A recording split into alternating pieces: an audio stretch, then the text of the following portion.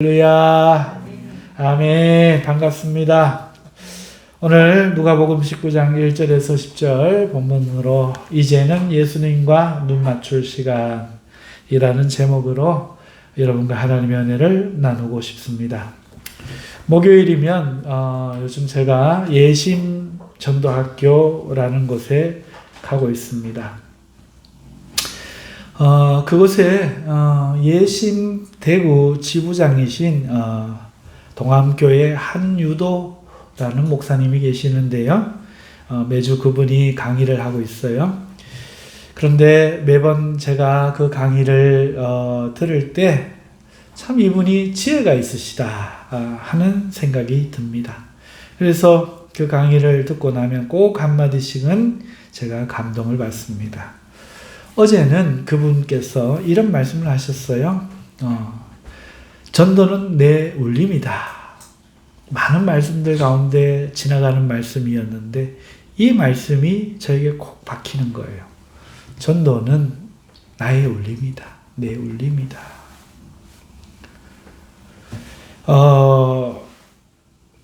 이 말을 듣고부터 그 말이 계속 제 마음을 울리는 겁니다. 그러면서 전도란 무엇일까? 그동안 제가 생각해왔던 것들. 정보와 지식을 전하는 것이 전도일까? 예수님이 십자가에 죽으셨다는 이 사실, 이 정보, 그분이 하나님의 아들이고 그분을 믿으면 죄사함을 받는다는 이 지식, 이거를 전하는 것이 전도일까? 물론 복음을 전하는 것이 전도 맞죠? 이렇게 늘 의문을 가지고 있었는데 이 말씀을 들으면서 단순히 정보와 지식을 전하는 것이 전도일까? 아니면 구원의 주님을 내가 믿으면서 그 울림이 상대에게 전해져야 그것이 전도가 될까? 이것에 대해서 제가 깊이 생각하게 되었던 것 같아요. 노래를 부르는 자가 그 노래에 자기가 감동 없이 부른다면 과연 그 노래가 청중을 감동시킬 수 있을까? 그럴 수 없는 것처럼 배우가 그 연기 속에서 관중의 심금을 울릴 수 있다면 그것은 그 역할에 배우가 완전히 이입되고 몰입되었기 때문이 아닐까. 그것처럼 전도란 단순히 구원받을 지식, 정보를 전달하는 것이 아니라 구원하신 주를 향한 나의 그 울림이, 그 지식이 나를 그 울림을 통해 전달되어야 한다 하는 그런 깊은 깨달음이 저에게 왔어요.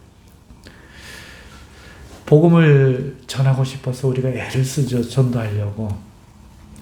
아무리 방법과 기교를 써봐도 이런저런 수단을 강조해도 결국은요, 가장 중요한 것은 전하는 자가 그 복음에 대해서, 자기가 전하는 예수에 대해서, 그 구원에 대해서 얼마나 울리고 있는가 하는 것 아닐까 싶습니다. 그 복음이 본인에게 큰 기쁨이 되고 의미가 된다면 그가 전하는 그 복음의 주인은 예수와 친하고 가깝고 그의 마음이 예수님의 마음에 공명되고 있다면 그것이 굉장히 중요하다, 이런 생각이 듭니다. 살아계신 주님, 생명이신 주님을 그가 사랑하면서 그 사랑에 울리는 심장을 품고 사도 바울처럼 그 주님을 사랑함과 기뻐함이 울림이 되어 상대에게 전해질 때 비로소 복음이 힘을 얻고 생동력이 생기는 것이라 믿습니다. 저는 이런 깨달음을 가지고 집으로 돌아오면서 깊이 생각에 잠겼습니다. 그러면서 울림이라는 것에 대해서 생각했죠. 그리고 저의 모습을 돌아봅니다. 나는 과연 예수로 울리고 있는가? 나는 주님의 주파수에 공명되어 있는가? 주의 떨림과 나의 떨림이 같은가? 많은 생각들을 했습니다. 혹여 나 혼자 전도한다고 하고 있는 것은 아닐까? 이런 공명 없이 수단과 방법을 의지하고 힘을 쏟고 있지는 않을까? 이런 여러 생각들을 하면서 기도에 들어갔습니다. 잠을 자면서도, 잠을 깨어나면서도 저의 마음은 주님께 나의 울림이 있기를 찾고, 내 속에서 찾고 원하고 또 찾았습니다. 그리고 저는 그 무엇보다 그것이 가장 중요한 일임을 비로소 깨닫기 시작했습니다. 이것이 가장 중요하다. 나의 목회, 전도, 예배, 그 어떤 중요한 이런 것들도 만일 이 울림이 없다면 어떻게 빛을 낼 수 있을까? 색깔을 잃어버린 꽃처럼, 향기를 잃어버린 조화처럼 그렇지 않을까? 이런 생각이 강하게 저를 사로잡습니다. 제가 목회자로서 설교를 하면서 깊은 지식과 기교로 사람에게 영향을 만들어 내려고 할 것이 아니라 내가 하나님께 울리고 있음으로써 설교를 듣는 가운데 성도들이 저절로 공명이 생겨야 참 하나님의 은혜가 되지 않을까, 이런 생각을 하게 된 거죠. 그래서 저는 그렇게 그것을 붙잡고 기도했더랬습니다. 어제 이야기였습니다. 오늘 금요일 금요기도회가 이렇게 있고 저는 거울을 보면서 오늘 이발해야겠다 이렇게 싶었어요. 최근에 제가 다니던 미용실이 아니라 이사한 아파트 상가에 미용실을 최근에 다니기 시작했습니다. 전도하러 나가기 시작했는데요. 근데 오늘 가니 오늘따라 미용실이 문이 닫혀 있었어요. 옆에 한 군데 더 있어서 오늘은 그럼 이곳에 가야겠다 하고 갔더니 예약 때문에 자리가 없었습니다. 그래서 교회 이곳에 이사하면서부터 다니던, 몇 년 전부터 다니고 있는 제가 늘 가던 미용실에 전화를 했습니다. 마침 예약 손님이 없어서 오라는 거예요. 이분은요, 자기가 바빠도 제 시간을 마련해 주려고 애를 쓰시는 분이거든요. 그래서 오랜만에 가서 인사를 하고 제가 전도하러 집 앞에 미용실에 갔다는 사실을 말씀드리면서 제가 갖고 있던 생각 두 가지를 말씀드렸어요. 제가 다른 곳을 가게 된 것을 전화라도 알려줘야 안 섭섭하지 않을까 하는 그 미안한 마음이 있었다는 것 하나 하고, 그 다음에 제가 목적을 가지고 미용실을 다른 곳에 갔는데 마찬가지로 언제든지 이 미용실 원장님도 여기를 떠날 수 있다는, 그러나 나는 언제나 제 교회가 여기 있고 미용실도 잘 되고 있으니 언제나 복음을 원할 때 전할 수 있을 것이라 믿고 친하게 지내면서도 한 번도 진지하게 예수님을 믿으라 권하지 못했다는 사실이 후회되었다 하는 말이 두 번째 말이었어요.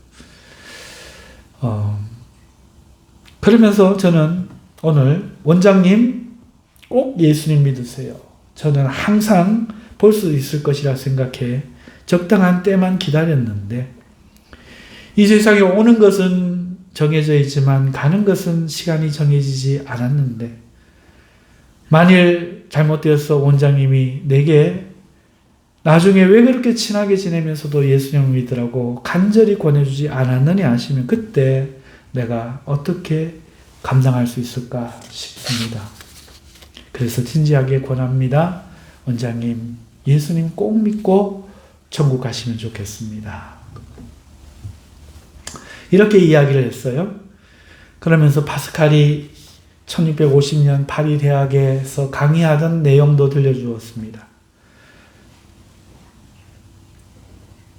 파스칼이 수학을 가리키면서, 철학 교수지만 수학을 가리키면서 여러분이 무엇에 투자할 때 네 가지 경우가 있겠지요. 여러분이 천국과 지옥이 있다고 만일 믿고 이 땅에서 믿는 것에 투자했습니다. 죽었어요. 그런데 천국이 있는 거예요. 그러면 어떻게 됩니까? 여러분 대박 나지요. 성공한 거지요. 천국에 가시니까요. 그런데 없는 거예요. 실패한 거죠. 투자 실패죠. 그럼 어떻게 됩니까? 무로 돌아가니 본전이죠. 만일 여러분이 이 땅에서 천국과 지옥이 없다는데 생애를 걸었습니다. 죽었는데 정말 없는 거예요. 그러면 여러분들 어떻게 됩니까? 이겼습니다마는 본전이지요. 만일 천국이 있는 거예요. 어떻게 됩니까? 실패하면 지옥이라는 큰 재앙을 만나는 거죠. 이런 투자 원칙을 가만 보아도 믿어서 손해보는 것은 없지 않겠습니까? 여러분 철학으로 천국과 지옥이 있느냐 없느냐 우리가 여기서 추정하지만 투자 원칙으로만 생각해도 우리의 철학은 하나님이 계신 것을 믿고 시작해야 됩니다. 이런 강의를 했다 하는 것을 소개를 했습니다. 그랬더니 그 말을 들으니 제가 꼭 믿어야 되겠다는 생각이 듭니다. 안 믿으면 손해네요. 원장님이 그러시는 거예요. 물론 듣기 좋으라고 하는 말일 수도 있죠. 그러면서 자신이 어렸을 때 목리병을 겪었다는 이야기를 들려줍니다. 자다가 일어나서 막 돌아다니는데 자기는 모른대요. 그래서 엄마하고 오빠하고 자기를 붙드는데 너무 힘이 세서 붙잡지를 못했다는 그런 얘기. 한 번은 자다가 눈을 떴는데 보니까 집 밖에 있더래요. 어머니가 불을 켜고 자기 이름을 부르는데 강한 바람이 부는 것 같아서 잠이 깬 줄 알았는데 문 밖에, 대문 밖에 자기가 서 있었다. 이런 이야기를 하는데 이게 영적인 반응이거든요. 그런 이야기를 할 필요가 없거든요. 저는 기회다 싶어서 예수님을 믿으면요. 구원도 받지만 이 세상에서도 귀신의 영향에서 벗어나고 하나님의 돌봄을 받게 됩니다. 그러니 꼭 예수님을 믿으세요 하고 진심으로 권했습니다. 그분이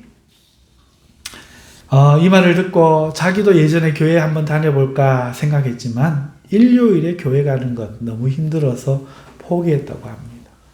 그 좋은 날 교회 간다는 거 생각하니까 그게 어렵더래요. 그래서 제가 얼른 대답해 줬습니다. 원장님, 예수님 믿는 것과 교회 가는 것은 전혀 달라요. 예수님, 교회 안 가도 예수님 믿을 수 있어요. 교회는 예수님을 믿게 된 사람이 자신의 영적 유익과 예배를 하나님께 드리기 위해 가는 거예요. 나중에 교회 나가더라도 당장 예수님을 믿을 수 있는 겁니다. 하고 말씀을 드렸어요. 그랬더니 그분이 그럼 예수님이 계신 것, 하나님이 계신 것을 제가 믿기만 하면 되네요? 라고 하시길래 그 말을 듣고 헤어드라이 하는 중이었는데 원장이 헤어드라이기 내려놓고 1분만 저에게 시간을 좀 내어주십시오 라고 정중히 부탁을 드리고 믿는 것이 어떤 것인지 그분에게 짧게 말씀드립니다. 믿는 것은 원장님 결혼과 같아요. 여자분이 사랑하는 남자를 만나서 결혼하고 싶은 생각이 드는데 청혼을 받을 때 결혼을 승낙하면서 그를 만약 신뢰할 수 없다면 의지할 수 없다면 과연 결혼할 수 있을까요? 사랑하는 것과 별개로 신뢰하지 못하면 이 사람을 의지할 수 없으면 결혼할 수 있을까요? 물었더니 그분이 아니요 하시더군요. 믿는다는 것도 똑같습니다. 예수님을 믿는다는 것은 그분이 우리 죄를 대신하여 십자가에 죽어 그의 자신의 모든 죄를 구원해 주실 줄 믿는, 그를 믿는 모든 자를 구원해 주시는다는 이 사실을 믿는 것이기도 하지만 우리를 사랑하여서 이 땅에 오신 그분의 사랑에 우리 마음 문을 열고 그 호의를 받아들이면서 그가 하나님으로서 신뢰하고 의지할 만한 분임을 믿고 신뢰하고 의지하기 시작한 거예요. 결혼과 같이 말이죠. 결혼하면 다른 남자를 멀리해야 되는 것처럼 결혼과 같이 다른 신들을 다 멀리하고 오직 그분께 인생의 모든 것들을 함께하며 어려움들을 기도로 도움을 요청하고 그분을 의지하며 살아가는 거죠. 죄를 구원하시는 것을 믿고 또 그 사랑과 호의를 받아들여 그를 의지하고 신뢰하며 도움을 받으며 살아가는 것이지요. 당신이 믿기로 결정하면요, 그분의 이름으로 하나님께 당신이 기도하기 시작하면 하나님이 이 나라에 태어난 아기들이 호적하면 이 나라 국민이 되는 것처럼 그때부터 당신은 하나님께 호적되어 천국 백성으로 돌봄을 받으며 안전하게 지켜지다가 사후에 천국으로 들어가는 것입니다. 이게 믿는 겁니다. 하고 말씀을 드렸죠. 그분이 진지하게 생각하시길래 꼭 예수님 믿으세요? 했더니 그분이 예 하고 대답하는 거예요. 그 사이 이 말은 끝나고 계산을 해야 하는데 뭔가 아쉬워서 이제 와야 되잖아요. 뭔가 아쉬워서 예수님 믿으실 거죠? 했더니 예 하고 또 대답을 해요. 좀 가볍게요. 아마도 교회 안 가도 된다는 것이 마음을 가볍게 한 것 아닐까 생각하면서 계산을 하고 돌아서려고 하는데 왠지 마음이 불편한 거예요. 그래서 원장님께 한 번 더 말을 겁니다. 원장님, 혹시 저를 따라 한번 해보시겠어요? 이렇게 말했어요. 눈을 동그랗게 뜨고 저를 쳐다보는 그분에게 제가 먼저 기도를 시작합니다. 예수님, 따라하라고 했으니까 원장님이 자기도 예수님 그래요. 그래서 제가 나이가 들어서 오늘 예수님을 믿기로 결정합니다. 그랬더니 그분이 따라서 제가 나이가 들어서 오늘 예수님을 믿기로 말을 하는데 갑자기 두 눈에서 막 눈물이 쏟아지는 거예요. 막 우시는 거예요. 그 자리에 서서 계산하고 나서 막 우시는 거예요. 놀래가지고 내가 왜 이러지요? 아유 부끄러워하시면서 눈물을 막 흘리십니다. 그 모습을 보면 저도 감격해서 눈시울이 붉어져 하나님께 감사를 드렸습니다. 원장님 부끄러워하지 마세요. 그것이 영적인 현상인 거예요. 몽유병을 경험하셨듯이. 하나님을 찾을 때 하나님의 영이 임하시는데 지금 이 현상은 성령님의 역사 때문에 그런 겁니다. 부끄럽다고 그치지 마시고 지금 오셔서 맞아 저를 따라해 주세요 라고 하면서 계속 기도를 따라하게 했습니다. 울면서 끝까지 따라하는 거예요. 제가 예수님을 믿고 의지하니 이제 저를 환영해 주시고 저의 사랑하는 어머니와 가족들을 지켜주시고 그들도 다 예수님을 믿고 구원받게 해주세요. 예수님 이름으로 기도합니다. 아멘까지 그분이 한마디도 빠지지 않고 그대로 다 울면서 따라하면서 기꺼이 아멘 했습니다. 할렐루야. 아멘.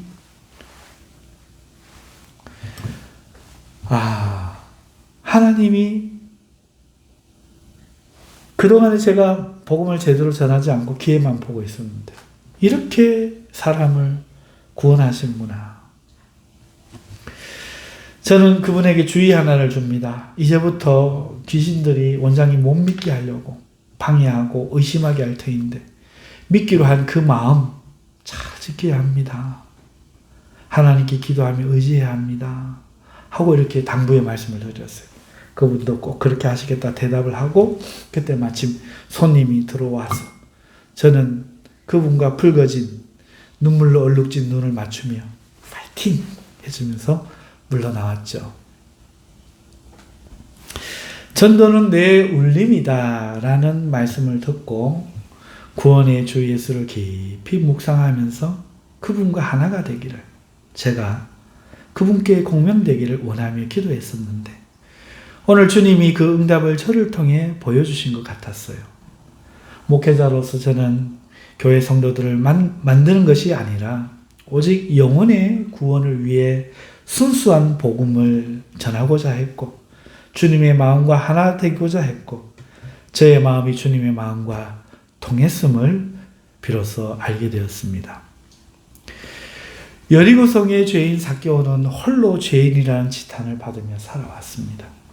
그는 예수님의 소문을 들으며 그의 마음이 울리기 시작했어요. 왠지 가서 그분을 뵈야 할 것 같고 봐야 할 것 같고 안 보면 후회할 것 같은 생각이 들어서 예수님이 오시는 길목으로 마중 나갔습니다. 하지만 키가 작은 그는 그 많은 무리에 가렸고 볼 수가 없었기에 그는 돌뽕나무 위로 올라가서 한 번만이라도 예수님을 보고자 했지요.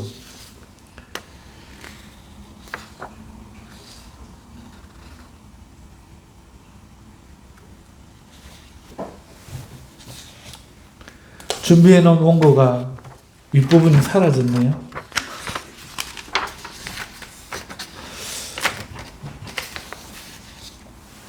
여러분,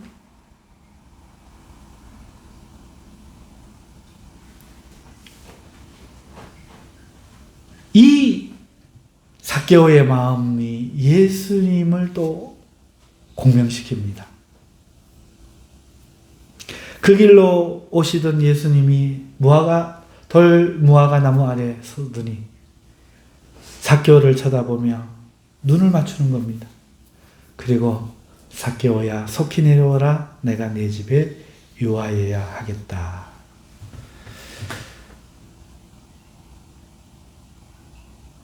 여러분,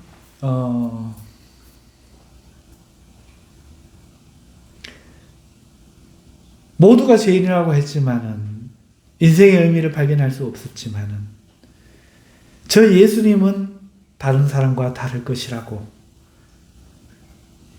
그래서 꼭 한 번은 보고 싶다고 생각했던 예수님을 필요로 했던 이 삭개오의 마음, 회개할 기회를 찾고 예수님을 만나서 내가 만일 누구의 것을 토설한 훔친 게 있으면 4배나 내가 물어주겠다고 자기의 전 재산을 포기하고 예수님께 그렇게 회개했던, 이 회개의 기회를 줄 수 있는, 모든 사람은 자기를 죄인이라고 하지만은 자기를 회개하여 천국으로 돌아오게 해줄 그 예수님을 필요로 했던, 영의 갈구를 느꼈던 이 삭개오의 마음이 잃어버린 양을 찾으러 오신 예수님의 마음을 울려서 예수님은 거기에 서서 인자가 온 것은 잃어버린 양을 찾으러 왔다, 이렇게 말씀하셨던 것이죠. 성경에는 이렇게 예수님의 마음을 울린 많은 사람들이 있습니다. 자식이 필요했던 아브라함이 그래했고, 막내로 태어나 남성다운 형들과 달리 여성처럼 얼굴이 붉고 노래를 잘하여 양들이나 칠 수밖에 없었던 다윗이 그랬고, 성전에서 2렙돈을 헌금하던 여인이 그랬고, 생계를 위해 몸을 팔다 현장에서 간음죄로 홀로 잡혀왔던 많은 이에게 둘러싸인 그 여인이 그랬고, 오늘 나무 위에 올라갔던 삭개오도 그랬습니다. 예수님을 진실로 찾고 필요로 하고 의지하는 간절한 이의 그 울림에 공명하여 주시고 멈추어 그를 찾는 그런 분인 줄 믿습니다. 저 하늘에 계셔도 아이 없는 한나의 슬픈 기도에 공감하셨듯이 그렇게 하나님이 필요한 사람에게 하나님은 반응하십니다. 그리고 우리는 그런 주님께 우리를 맡기고 주님의 떨림으로 우리를 채울 때 비로소 인생이 변하고 우리 인생에 기쁨이 생기는 줄로 믿습니다. 이 울림이 없이, 이 같은 파장을 주님과 공유함 없이 우리의 행위들이 과연 무슨 소용이 있을까요? 이제 우리는 주님과 눈 맞추어야 할 시간인 줄 믿습니다. 이 종말의 세상에 이것보다도 시급하고 중요한 일이 없을 것입니다. 그냥 기도, 그냥 예배가 아니라 진심으로 주님의 사랑에 자신의 영혼이 울리기를 간절히 구하고 찾는 그런 시간들이 되시고 그런 금요 기도회 되시기를 주님의 이름으로 축원합니다. 기도하겠습니다. 거룩하신 하나님 아버지 감사합니다. 오늘 이 말씀에 우리의 영혼이 주님과 공명하게 하옵소서. 예수님 이름으로 기도합니다. 아멘.